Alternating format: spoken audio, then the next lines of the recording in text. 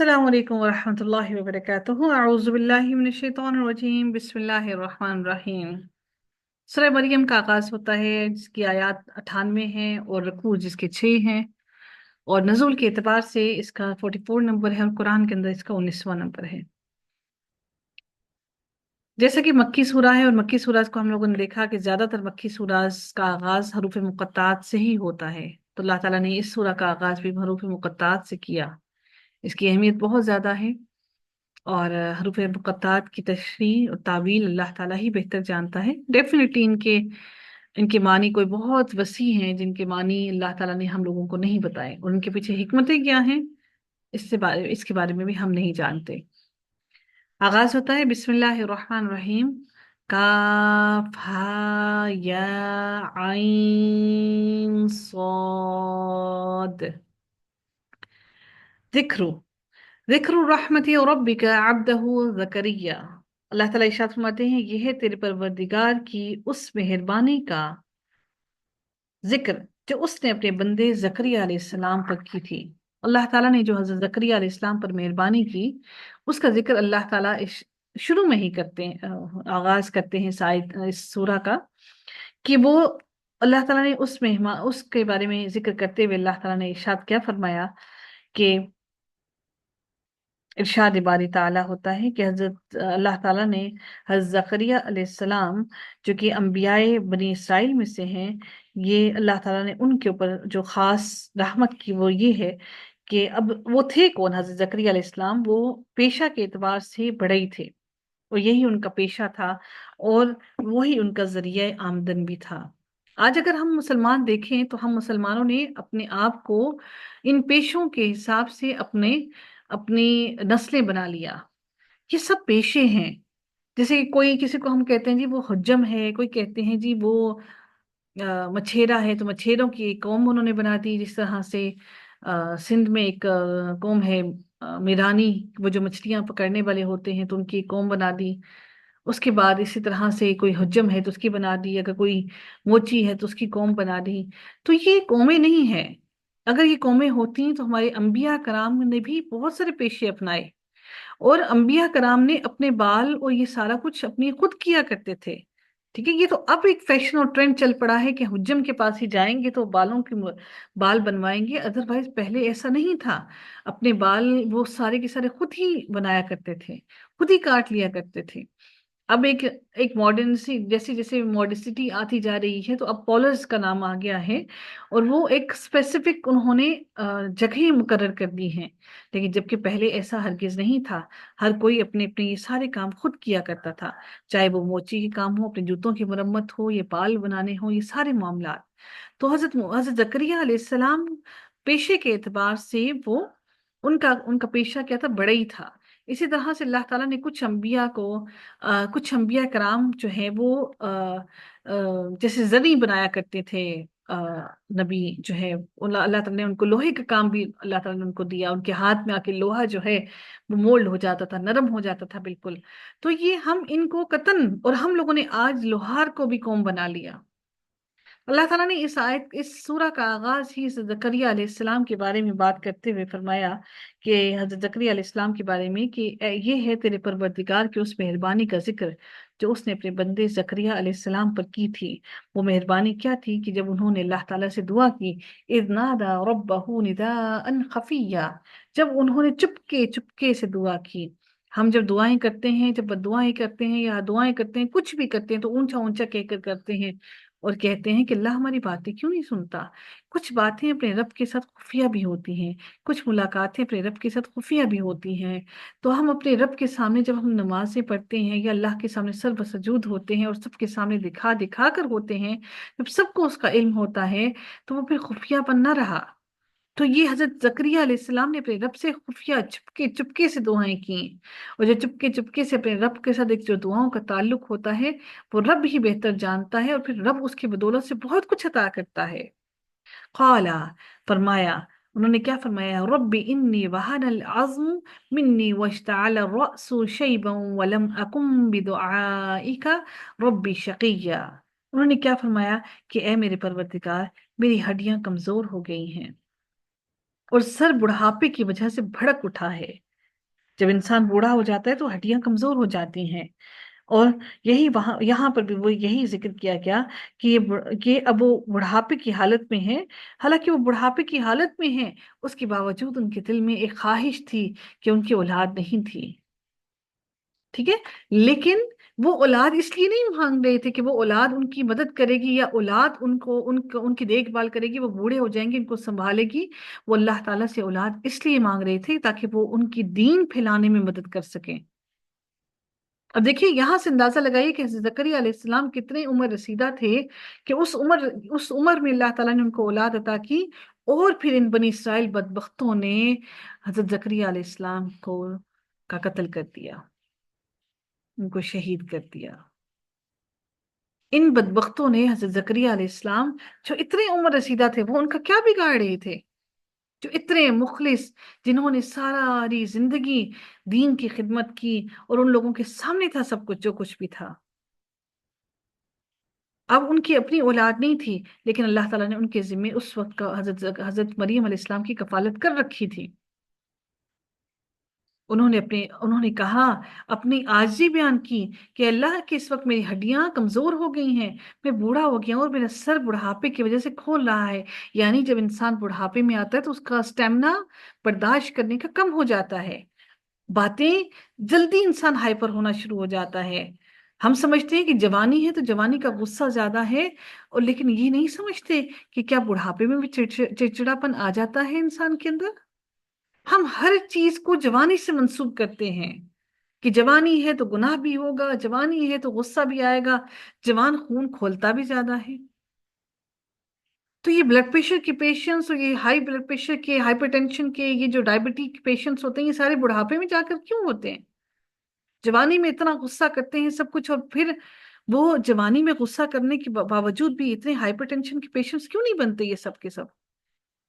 در حقیقت جوانی میں انسان باغی ہوتا ہے، جوانی میں انسان اپنی جوانی اور اپنی وہ جو ہڈیوں کی مضبوطی ہے اس پر فخر محسوس کرتا ہے۔ اس فخر ہونے کے سبب انسان یہ سب کچھ، اس تکبر کے سبب انسان یہ سارا غصہ اور یہ سب کچھ دکھاتا ہے۔ جب اولاد لڑکپن کی عمر سے تھوڑا سا اوپر چڑھنا شروع ہو، جوانی یہ نہیں ہے، آپ اس کو یہ مت سمجھیے گا کہ جوانی یہ ہے کہ کوئی 20-22 سال کی عمر میں ہوا تو جوانی ہوئی، نہیں۔ جوانی ہمارے بچوں میں اس وقت شروع ہو جاتی ہے جب ہمارے بچے پیوبرٹی کی ایج میں آتے ہیں، اور آپ لوگوں نے دیکھا کہ جب اس ایج میں ہی آتے ساتھ ہی بچوں کے اندر ان کے جذبات بڑھنا شروع ہو جاتے ہیں، ان کے غصے میں اتار چڑھاؤ آنا شروع ہو جاتا ہے، کیونکہ شیطان اب ان پر حملہ بہت زور سے کرنا شروع کر دیتا ہے۔ وہ سب سے کریٹیکل ٹائم ہوتا ہے اپنے بچوں کو وقت دینے کا۔ ہم سمجھتے ہیں کہ اب بچے بڑے ہو گئے ہیں، let them to do whatever they are doing. No. یہی تو اب وقت شروع ہوا آپ کا کہ اب بچوں کی تربیت کرنی ہے۔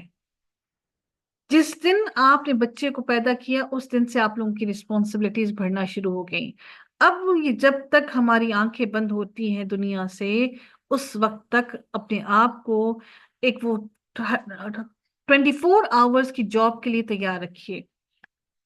ہر عورت کو، ہر بچی کو ماں بننے سے پہلے ان ساری رسپانسبلٹیز کو اپنے ذہن میں رکھ کر اس چیز کا ڈیسیژن کرنا چاہیے کہ اب وہ ماں بننے والی ہے، اب اس کی رسپانسبلٹی ساری زندگی ختم نہیں ہوگی۔ یہاں پر انہوں نے حضرت زکریا علیہ السلام نے اپنی عاجزی بیان کی کہ میں بڑھاپے کو پہنچ گیا ہوں، میری ہڈیاں بھی کمزور ہو گئی ہیں، میرا سر بھی اب بڑھاپے کی وجہ سے کھولنے لگا۔ وَلَمْ أَكُنْ بِدُعَائِكَ رَبِّ شَقِيًّا، لیکن انہوں نے پھر کیا کہا؟ لیکن میں کبھی بھی تجھ سے دعا کر کے محروم نہیں رہا۔ سبحان اللہ! یعنی اپنی اتنی عاجزی بیان کر دی کہ مجھے سب کچھ معلوم ہے کہ میری ہڈیاں کام نہیں کر رہی، میں بڑھاپے تک پہنچ گیا، میں اس حالت میں ہی نہیں، کیونکہ دیکھیں سائنٹیفکلی بھی، سائنس بھی کہتی ہے کہ if you will be relaxed so there will be more chances to get what time کہ وہ کیا کہتے ہیں، وہ جو ہوتا ہے حمل ٹھہرنے کے جو چانسز ہوتے ہیں وہ زیادہ ہوتے ہیں اگر آپ ریلیکس موڈ میں ہوں گے۔ یہ ساری باتیں حضرت زکریا علیہ السلام نے یہاں پر بیان کر دیں۔ وَإِنِّي خِفْتُ الْمَوَالِيَ مِنْ وَرَائِي وَكَانَتِ امْرَأَتِي عَاقِرًا۔ اب انہوں نے اپنی پہلے عاجزی بیان کی، اس کے بعد انہوں نے کیا کہا؟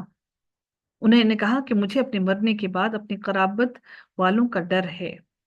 یعنی انہوں نے کیا کہا کہ اس ڈر سے اس ڈر سے مراد یہ ہے کہ اگر کوئی وارث میرے مرنے کے بعد میری جگہ نہیں سنبھالے گا تو میرے قرابت داروں میں اور تو کوئی ایسا ہے نہیں، اس کا اہل ہے نہیں کہ جو کہ اس دین کی اشاعت کرے، یعنی کہ جو ان کے قریب ہیں، آس پاس جو لوگ ہیں، کوئی ایسا ہے نہیں جو تیرے دین کی اشاعت کرے، تو جو تیرے دین کو پھیلائے۔ وَإِنِّي خِفْتُ الْمَوَالِيَ مِنْ وَرَائِي، جو میرے پیچھے والے جو میرے قرابت دار ہیں، مجھے خوف ہے کہ میرے مرنے کے بعد مجھے اپنے قرابت داروں کا ڈر ہے۔ اور پھر اس کے بعد انہوں نے یہ بات اپنا ڈر خوف بیان کرنے کے بعد کہا وَكَانَتِ امْرَأَتِي عَاقِرًا، کہ میری بیوی تو بانجھ ہے، فَهَبْ لِي مِن لَدُنْكَ وَلِيًّا، میری بیوی تو بانجھ ہے، بس تو مجھے اپنے پاس سے وارث عطا کر۔ سبحان اللہ، کیا یہ خوبصورت دعا ہے! اپنی مکمل عاجزی بیان کر دی، اپنی بھی، اپنی بیوی کی بھی، اور اس کے بعد اللہ تعالیٰ سے اپنا یہ مقصد بھی بیان کر دیا کہ میری یہ اولاد مانگنے کا مقصد ہرگز یہ نہیں ہے کہ میں اپنا نام رکھنے کے لیے اپنی اولاد مانگ رہا ہوں، میرا مقصد یہ بھی نہیں ہے کہ مجھے تجھ پر توکل نہیں کہ میں بڑھاپے تک پہنچ جاؤں گا اور بڑھاپے میں میرا خیال کون رکھے گا، میرا مقصد صرف یہ ہے کہ میرے مرنے کے بعد تیرے دین کو پھیلانے والا کوئی موجود رہے۔ آج ہم کہتے ہیں کہ ہم نے سب کچھ کر لیا، روزے بھی رکھ لیے، خانہ کعبہ میں بھی جا کر دعائیں مانگ لی، ہر چیز کے لیے کی کوشش کر لی، اور اللہ تعالیٰ نے ہمیں اولاد نہیں دی۔ کیا ہمارا اس کے مانگنے کے پیچھے ہمارا یہی سبب ہے کہ ہم بوڑھے ہوں گے تو ہماری اولاد ہمیں پالے گی، یا ہماری اولاد ہماری دیکھ بھال کرے گی، یا ہماری جائیداد کی وارث بنے گی؟ تو اللہ تعالیٰ کو تو ان وارثوں کی ضرورت نہیں ہے۔ اللہ تعالیٰ کو آپ کے نام مٹنے سے یا آپ کی پراپرٹی ختم ہونے سے اللہ کا اس کا کوئی تعلق نہیں ہے، اللہ کو اس کی کوئی پرواہ نہیں ہے۔ رہنے والا نام تو صرف میرے رب کا ہے۔ ہم جب یہ اپنی پرائورٹیز یہ رکھیں گے تو ڈیفینیٹلی اللہ تعالیٰ پھر ہمیں کیسے عطا کرے گا اپنے مقاصد کو؟ اور جب ان کا مقصد یہ تھا تو اللہ تعالیٰ نے بوڑھی ہڈیوں سے بھی اولاد عطا کر دی، بانج عورت سے بھی اللہ تعالیٰ نے اولاد عطا کر دی، اور ان کا یقین اتنا کامل تھا کہ انہوں نے کہا، کیا کہا کہ تو مجھے اپنے پاس سے وارث عطا کر، کیونکہ اب تیرے معجزے سے ہی مجھے وارث عطا ہوگا، جو تو مجھے یہ معجزہ ہوگا۔ اب اللہ تعالیٰ نے فرمایا، کیا آیا، یا یارثنی و یارث من آل یعقوب، جو میرا بھی وارث ہو اور یعقوب علیہ السلام کے خاندان کا بھی جانشین ہو۔ ابھی یعنی کہ کوئی تھا نہیں، حضرت مریم علیہ السلام کا بیٹا تو ابھی نہیں ہوا تھا نا۔ انہوں نے تو جب فروٹ دیکھا تو انہیں یہ تجسس ہوا اور انہیں محسوس ہوا کہ اللہ تعالیٰ کی رحمت یہاں پر موجود ہے، میں اللہ تعالیٰ سے مانگوں۔ انہوں نے کہا کہ جو میرا بھی وارث ہو اور آل یعقوب کا بھی، یعنی کہ جو وارث سے مراد یہ نہیں کہ جائیداد کا وارث ہو، وارث سے مراد اللہ کا دین ہے۔ تو نبیوں کی میراث ہمیشہ کیا ہوتی ہے؟ نبیوں کی میراث علم ہے۔ وہ وراثت میں آ کے علم دیتے ہیں۔ وَجَعَلْهُ رَبِّي رَضِيًّا، کیا آپ نے اپنی اولاد کو وہ علم وراثت میں دیا؟ کیا ہم اپنی اولاد کو وراثت میں دینے کے لیے وہی جائیدادوں کو اکٹھا کرنے کے چکر میں لگے ہوئے ہیں؟ وَجَعَلْهُ رَبِّي رَضِيًّا، اور پھر انہوں نے مزید کیا فرمایا؟ انہوں نے کہا کہ اور میرے رب تو اسے مقبول بندہ بنا دے۔ ابھی اللہ تعالیٰ نے ان کو خوشخبری نہیں سنائی اولاد کی، لیکن انہوں نے اپنی دعا کی تو جامع اور مکمل دعا کی کہ اس میں کوئی شک و شبہ نہ رہے۔ حالانکہ اللہ تعالیٰ نیتوں سے واقف ہے، اللہ کو ضرورت نہیں یہ بتانے کی کہ ان کا مقصد کیا تھا یہ اولاد مانگنے کے لیے، لیکن انہوں نے اپنی زبان سے اقرار کیا کہ اے رب میری اولاد تو مجھے عطا کر، اور میری اولاد کو تو بنا اچھا جانشین بھی بنا، اور تو اسے ایک مقبول بندہ بنا دے جس سے تو راضی ہو جائے۔ راضی ہونے سے مراد یہ ہے کہ وہ جو ہر وہ کام کرے جو تیری رضا کی طرف جانے کے لیے ہو اور جو تیرا قرب حاصل کرنے کے لیے ہو۔ اس لیے نہ ہو کہ وہ دنیا کے چکروں میں پڑا رہے۔ اللہ تعالیٰ ہماری اولادوں کو بھی ایسا بنا دے، اللہ تعالیٰ ہمیں بھی ایسا بنا دے کہ جو اس کی رضا کو حاصل کرنے کے لیے ہر وقت مگن رہیں۔ اب اللہ تعالیٰ نے پکار کر ان کو کیا کہا؟ یا یا زکریا، اے زکریا۔ دیکھیے کتنا پیار سے اللہ کا پکارنا ہوگا، سوچئے جس نے اپنے رب سے اتنی جستجو کر کے اتنی امیدیں لگا کر مانگا ہو، تو میرے رب نے کتنے پیار سے پکارا۔ یا زکریا، اے زکریا، انا نبشرک، بے شک ہم تجھے خوشخبری دیتے ہیں، بغلام، ایک لڑکے کی۔ اب اللہ تعالیٰ نے نہ صرف خوشخبری دی، بلکہ اللہ تعالیٰ نے ان کا نام بھی سجیسٹ کر دیا، بتا دیا کہ میں تجھے ایک بیٹے کی خوشخبری بھی دیتا ہوں، اور اس کا نام بھی بتا دیا کہ وہ یحییٰ نام کا ہے۔ لم نجعل له من قبل سمیا، ہم نے اس کے نام جیسا ہم نام کوئی پہلے نہیں بھیجا۔ اب جیسے کامل اور مکمل انہوں نے دعا مانگی تھی، اب اللہ تعالیٰ نے بھی کامل اور مکمل ان کو بات بتائی۔ قال، اب حضرت ایک تو دعا تو انہوں نے کر دی، ہاں، لیکن ایک ہوتا ہے نا کہ دل میں ایک ہوتا ہے کہ اللہ تعالیٰ نے میری دعا سن لی، لیکن یہ کیسے ممکن ہو گیا کہ اللہ تعالیٰ میری دعا سن لی؟ کہیں ایسا تو نہیں کہ ان کو کوئی شک و شبہ نہیں تھا، لیکن اپنی عاجزی کو مزید بیان کرنے کے لیے کہ اے رب، تو نے تو مجھے کہہ دیا کہ تو مجھے بیٹا عطا کرنے لگا ہے، اور اب مجھے بیٹا تو ملنے والا ہے، میں تو، میری بیوی تو بانجھ ہے، ایک بانجھ عورت میں سے کیسے بچہ ہو سکتا ہے؟ اپنی عاجزی کو مزید بیان کیا کہ قال ربی انا یکون لی غلام، انہوں نے کیا کہا؟ حضرت زکریا علیہ السلام نے کیا کہا کہ میرے رب، میرے ہاں لڑکا کیسے ہوگا جبکہ میری بیوی تو بانجھ ہے؟ اور پھر اپنی بیوی کا بھی کہہ دیا، اپنا عیب بتا دیا، وقد بلغت من الکبر عتیہ، اور میں بھی بڑھاپے تک پہنچ چکا ہوں، اس عمر میں ہمیں اولاد کیسے ہوگی؟ اللہ تعالیٰ پھر آگے کیا ارشاد ہوا؟ قال کذالک، ارشاد ہوا کہ وعدہ اسی طرح ہو چکا، اللہ نے ایسے ہی وعدہ کیا۔ قال ربک هو علی ہین وقد خلقتک من قبل ولم تکن شیئا، تیرے رب نے فرما دیا کہ مجھ پر تو یہ بالکل ہی آسان ہے، یہ میرے لیے بہت آسان ہے، اور تو خود جب کہ کچھ نہ تھا میں نے تجھے پیدا کر چکا ہوں۔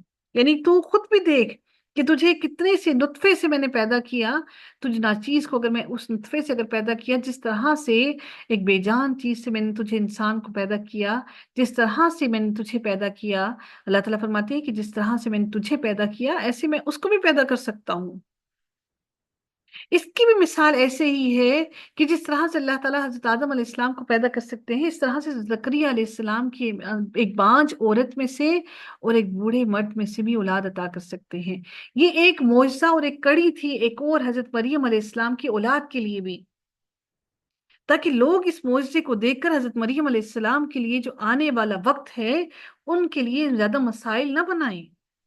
یہ اللہ تعالیٰ کی ایک کڑی مل رہی تھی حضرت مریم علیہ السلام کی اولاد کے ساتھ، کہ جیسے ایک بانجھ عورت میں سے بچہ ہو سکتا ہے، ایک بوڑھے مرد میں سے بچہ ہو سکتا ہے، تو پھر حضرت مریم علیہ السلام کے لیے بھی ایسے اللہ تعالیٰ کی ہاں اولاد ان کے اندر سے، ان کے پیٹ جسم سے نکالنا مشکل نہ تھا۔ قال،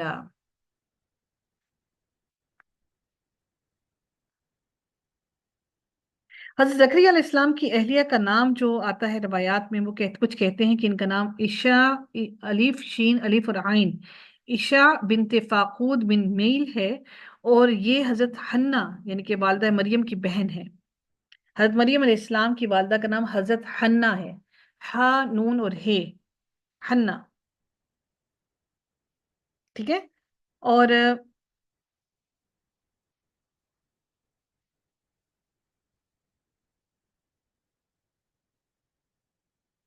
لیکن کچھ روایات میں یہ بھی آتا ہے کہ کچھ یہ بھی کہتے ہیں کہ عشاء جو ہے الف شین الف اور عین، عشاء بھی حضرت عمران علیہ السلام کی دختر ہیں، کہ وہ بھی انہی کی بیٹی ہیں، اور جو حضرت مریم علیہ السلام کے والد تھے۔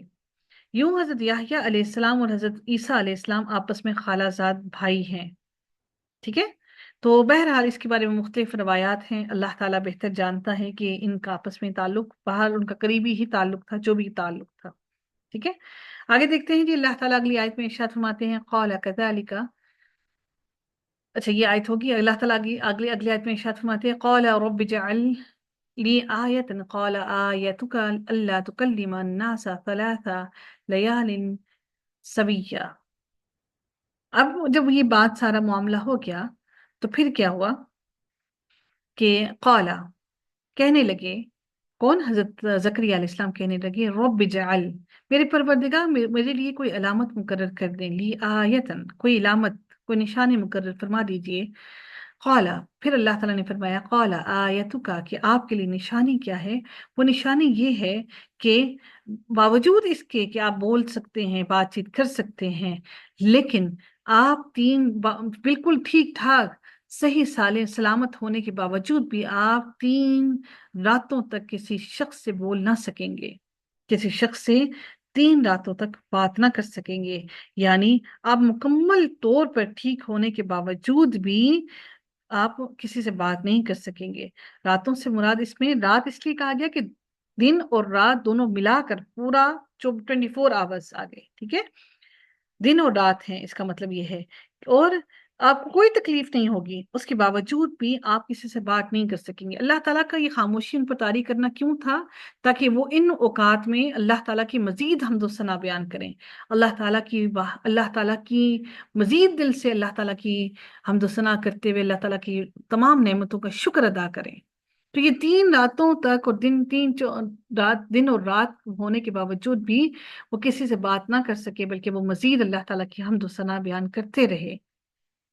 فخرج على قومه من المحراب، اب زکریا علیہ السلام اپنے حجرے سے نکل کر اپنی قوم کے پاس آ کر انہیں اشارہ کرتے ہیں کہ صبح و شام اللہ تعالیٰ کی تسبیح بیان کیا کرو۔ یہ وہ حجرہ تھا جہاں پر وہ موجود تھے اور جہاں پر وہ عبادت کر رہے تھے، تو انہوں نے وہاں سے باہر نکل کے، اب وہ صحیح سلامت ہے، بات نہیں کر رہے، اشاروں سے لوگوں کو بتا رہے ہیں۔ اب لوگوں کو ظاہر محسوس تو ہوا ہوگا کہ یہ کیا بات ہوئی، حضرت زکریا علیہ السلام بات چیت کرنے والے سب کچھ ٹھیک ٹھاک تھے اور یکدم انہوں نے بات چیت کرنا چھوڑ دی، خاموش ہو گئے، یہ کیا معاملہ ہوا؟ تو یہ اللہ تعالیٰ کی طرف سے ایک آزمائش بھی اس کو سمجھ سکتے ہیں آپ کہ اللہ تعالیٰ نے ان کو کہا سب کچھ صحیح سلامت ہونے کے باوجود آپ بات نہیں کر سکیں گے، آپ بول نہیں سکیں گے، لیکن اللہ تعالیٰ کا دین پھیلانے کا کام آپ کا رکنا نہیں چاہیے۔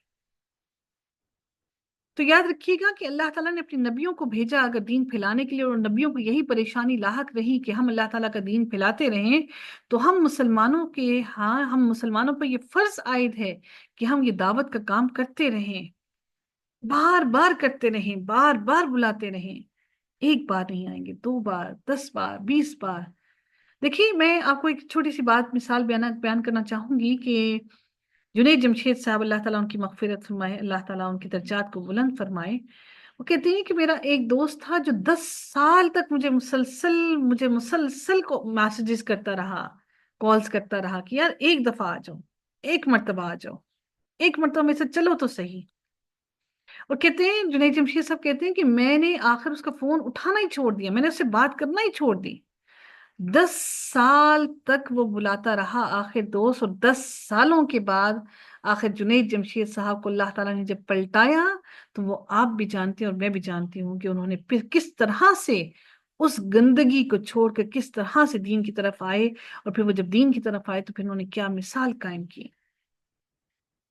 یہ اللہ تعالیٰ ہم سب کو دکھاتا ہے، اور ہم سب کے لیے یہ ایک مشل ہے کہ ہمیں سمجھ لینا چاہیے کہ ہماری ایک دفعہ کسی کو بلا لینا کافی نہیں ہے، ہمیں بار بار دعوت دینی چاہیے۔ ہم اپنی خاطر دعوت نہیں دے رہے، سب باتوں کو چھوڑیے، صرف اتنا سوچئے کہ اگر ہمارے گھر میں فنکشن ہے، ہم نے اپنے بچے کی شادی کرنی ہے، تو اگر چچا، تایا یا پھپھی یا خالہ کوئی بھی ناراض ہے تو ہمیں ایک ہوتا کہ ہمیں فیملی کے سارے لوگوں کو لے کر آنا ہے، ٹھیک ہے، کیونکہ ہمارا ایک نام ہے، لوگ کیا کہیں گے وہ فلاں نہیں آیا تو ان کی ناراضگی ہے، ایک سٹیٹس ڈاؤن ہوتا ہے کہ دیکھو شاید ان میں کوئی خرابی ہے۔ تو پھر سوچئے کہ ہم ان کے دعوت پہ بلانے کے لیے اس ایک فنکشن کو اٹینڈ کروانے کے لیے کتنی تک و دو کرتے ہیں، اور ہر طرح سے کوشش کرتے ہیں ان کو راضی کر لیں۔ وہ تگ و دو ہم اللہ کے دین کے لیے یقیناً نہیں کرتے، ہم نہیں، یقیناً ہم دعوتیں نہیں کرتے اپنے عزیز و اقارب کی، اور ان کو بلاتے نہیں ہیں کہ ہم ان کو بلائیں اور اس مقصد کے لیے بلائیں کہ وہ آئیں اور اللہ کے دین سے جڑیں۔ ہم دعوتیں کرتے ہیں لیکن اس مقصد کے لیے دعوتیں اگر ہوں تو شاید وہ جڑ بھی جائیں، آ بھی جائیں۔ تو ہمیں اپنی ہمیں اپنی جو منزل ہے، ہمیں اپنی جو ہماری جو گولز ہیں، وہ ہم سب لوگوں کو پہلے سیٹ کرنے چاہیے کہ ہمارے گولز کیا ہیں اور ہم کیا اچیو کرنا چاہتے ہیں۔ پھر اللہ تعالیٰ آگے مزید ارشاد فرماتے ہیں، یا یحییٰ، اے یحییٰ، خذ الکتاب بقوۃ، میری کتاب کو مضبوطی سے تھام لے، وآتیناہ الحکم صبیّا، اور ہم نے اسے لڑکپن ہی سے دانائی عطا فرمائی۔ یعنی حضرت زکریا علیہ السلام کو اللہ تعالیٰ نے جب حضرت یحییٰ علیہ السلام عطا فرمایا ان کو، اور جب وہ کچھ بڑے ہوئے تو وہ ابھی بچے ہی تھے، انہیں اللہ تعالیٰ نے کتاب کو مضبوطی سے پکڑنے، یعنی اس پر عمل کرنے کا حکم دیا۔ یہ نہیں کہا کہ پکڑ لو، پکڑنے سے مراد ہے کہ اس کو مضبوطی سے پکڑنے کا مراد ہے کہ اپنے ہر عمل کو اس کتاب کے مطابق ڈھال لو۔ ہم نے بھی قرآن کو پکڑ لیا، پکڑ کے اس کو غلاف میں بند کر کے اوپر رکھ دیا کہ اب یہاں سے کوئی اٹھائے نہ، اس کی بے ادبی نہ ہو جائے، اس کی طرف کوئی دیکھ نہ لے۔ جب اٹھائیں تو ہم لوگ پہلے اس کو اچھی طرح سے وضو کر لیں، پھر بیٹھیں گے تو کسی کی پیٹھ نہ ہو جائے، اوپر چڑھ کے، سب سے اوپر چڑھ کے بیٹھنا ہے تاکہ کسی کی کہیں بھی قرآن کی بے ادبی نہ ہو۔ لیکن یہی نہیں معلوم کہ قرآن پر اللہ نے کہا کہ اس کو پکڑ لو مضبوطی سے کہ اس پر عمل کرنا آسان ہو جائے۔ یہی اللہ تعالیٰ نے یہاں پر ان کو بھی ارشاد فرمایا کہ اس کتاب کو مضبوطی سے پکڑ لو، بقوت، قوت سے پکڑ لو، اتنی قوت سے کہ اللہ نے کہا قوت سے، کہ اتنی قوت سے کہ کوئی اس کو پھر چھڑا نہ سکے، کوئی اس کو تمہارے دل سے نکال نہ سکے، کوئی اس کو تمہارے عمل کو اس سے تبدیل نہ کر سکے۔ یہ قوت ہے جس قوت کی ہم سب مسلمانوں کو ضرورت ہے۔ وَآتَيْنَاهُ الْحُكْمَ صَبِيًّا، اور پھر اللہ تعالیٰ کیا فرماتے ہیں کہ ہم نے ان کو بچپن سے ہی، چھوٹی عمر سے ہی ہم نے ان کو حکمت عطا کر دی، دانائی عطا کر دی۔ تو اس کتاب سے مراد کون سی کتاب تھی؟ تورات، یا ان پر مخصوص نازل کردہ کوئی کتاب ہے جس کا اب ہمیں کوئی علم نہیں ہے، اس کے بارے میں ہمیں علم نہیں ہے کہ وہ کون سی کتاب تھی۔ بہرحال اللہ تعالیٰ نے ان کو یہاں پر کتاب کو مضبوطی سے تھامنے کا حکم دیا۔ وَحَنَانًا مِّن لَدُنَّا وَكَانَ تَقِيًّا، اللہ تعالیٰ مزید ارشاد فرماتے ہیں کہ اور اپنے پاس سے شفقت اور پاکیزگی بھی اللہ تعالیٰ فرماتے ہیں کہ ہم نے ان کو شفقت، مِن لَدُنَّا وَحَنَانًا، اور ہم نے ان کو اپنے پاس سے شفقت اور پاکیزگی بھی عطا فرمائی۔ وَكَانَ تَقِيًّا، اور وہ پرہیزگار شخص تھا، متقی شخص تھا۔ وَبَرًّا بِوَالِدَيْهِ وَلَمْ يَكُنْ جَبَّارًا عَصِيًّا، پھر اللہ تعالیٰ نے مزید کیا ارشاد فرمایا کہ اور اپنے ماں باپ سے نیک سلوک کرنے والا تھا، وہ سرکش اور گناہگار نہ تھا۔ اللہ تعالیٰ ہم والدین کو بھی ایسا ہی بنائے، آپ کو اور مجھے بھی ایسا بنائے۔ اللہ تعالیٰ ہم لوگوں کو بھی فرما بردار بنائے، تاکہ اللہ تعالیٰ ہماری اولادوں کو بھی فرما بردار بنا دے۔ ہم فرما برداری کریں گے تو اللہ ہماری اولادوں کو بھی یقیناً انشاءاللہ فرما بردار بنائے گا۔ ہم اپنے لب و لہجوں کو خوبصورت کریں گے تو انشاءاللہ اللہ تعالیٰ ہماری لب و لہجوں کو بھی خوبصورت کرے گا۔ وَسَلَامٌ عَلَيْهِ يَوْمَ وُلِدَ وَيَوْمَ يَمُوتُ وَيَوْمَ يُبْعَثُ حَيًّا۔ اللہ تعالیٰ اس رکوع میں آخری جو آیت ہے اس میں ارشاد فرماتے ہیں، اس پر سلام ہے جس دن وہ پیدا ہوا اور جس دن وہ مرے اور جس دن وہ زندہ کر کے اٹھایا جائے۔ یعنی اللہ تعالیٰ نے سب پر کہا سلام ہے۔ 3 مواقع انسان کے لیے سخت وحشت ناک ہوتے ہیں: جب انسان اپنی ماں کے پیٹ سے باہر آتا ہے، جب موت کا شکنجہ اسے اپنی گرفت میں لیتا ہے، اور جب اسے قبر سے زندہ کر کے اور اٹھایا جاتا ہے۔ تو اپنے آپ کو میدان محشر کی ہولناکیوں میں گھرا ہوا پائے گا۔ اللہ تعالیٰ نے فرمایا کہ ان تینوں جگہوں میں اس کے لیے ہماری طرف سے سلامتی اور امان ہے۔ حضرت یحییٰ علیہ السلام کے بارے میں بعض اہل بدعت اس آیت سے یوم ولادت یا عید میلاد النبی کا ذکر وہ لیتے ہیں کہ یہ عید میلاد النبی ہے، لیکن کوئی انہیں یہ سمجھ لینا چاہیے کہ نبی کریم صلی اللہ علیہ وآلہ وسلم کا اس دن وفات ہوئی تھی، اور وہ وفات کا دن عید کا دن نہیں ہو سکتا۔ تو جس دن نبی کریم صلی اللہ علیہ وآلہ وسلم کا وفات ہوئی، اس دن عید میلاد النبی کیسے منایا جا سکتا ہے؟ بلکہ یہی آیت جو ہے، مجھے ایک اسٹوڈنٹ نے بھی میلاد النبی پر یہ کوٹ کر کے بھیجی تھی، اور انہوں نے کہا تھا کہ جی یہ اللہ تعالیٰ نے حکم دیا ہے کہ میلاد منایا جائے، سلام ہو اس دن پر جس دن وہ پیدا کیے گئے نبی کریم صلی اللہ علیہ وآلہ وسلم۔ جب بھی کسی آیت کو آپ لوگوں نے سمجھنا ہو، ایک آیت کو لے کر آپ کسی بات پر فتویٰ نہیں لگا سکتے جب تک آپ کو پیچھے سے اس کا پورا کا پورا بیک گراؤنڈ معلوم نہ ہو۔ ایسا ممکن نہیں ہو سکتا کہ آپ پیچھے سے پورا رکوع چھوڑ جائیں، اور جو بھی بات پیچھے مکمل ہو رہی ہو اس ساری باتوں کو چھوڑ کر آپ ایک آیت کو پکڑ لیں، جی دیکھیں جی یہاں پر عید میلاد النبی منانے کا حکم دیا گیا ہے۔ اللہ تعالیٰ ہم سب پر اپنا خصوصی رحم فرمائے، ہم سب کی مغفرت فرمائے، ہم سب کو بدعات سے محفوظ فرمائے۔ جو کوتاہیاں ہم نے اپنی زندگی میں کر دی ہیں، اللہ تعالیٰ ان کوتاہیوں کو معاف فرما دے، اور اللہ تعالیٰ ہم سے درگزر فرمائے۔ رب کائنات سے دعا ہے کہ اللہ تعالیٰ ہماری آگے آنے والی زندگی کو سہل بنا دے، ہماری اولاد کو ہدایت پر رکھے، اللہ ہمیں ہدایت پر نصیب فرمائے، اور ہماری اولاد کو اس قابل بنا دے کہ ان سے مزید مشعلیں دین کی روشن ہوتی ہی رہیں۔ وآخر دعوانا ان الحمد للہ رب العالمین، صلی اللہ تعالی علی خیرہ خلقہ اجمعین، برحمتک یا ارحم الراحمین۔